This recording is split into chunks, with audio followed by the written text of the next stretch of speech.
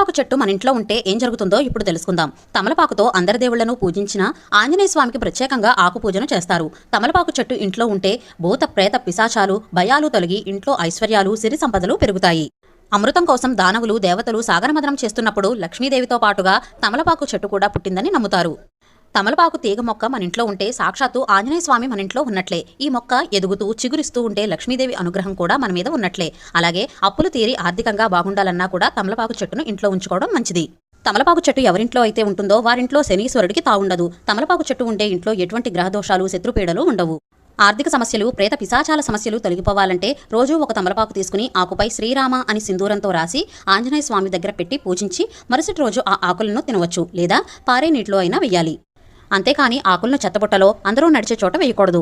ఇలా చేయడం వల్ల ఇంట్లో ఉన్న సమస్యలన్నీ తొలగిపోతాయి. అంతేకాకుండా లక్ష్మీదేవి అనుగ్రహాన్ని కూడా పొందవచ్చని పండితులు చెబుతున్నారు.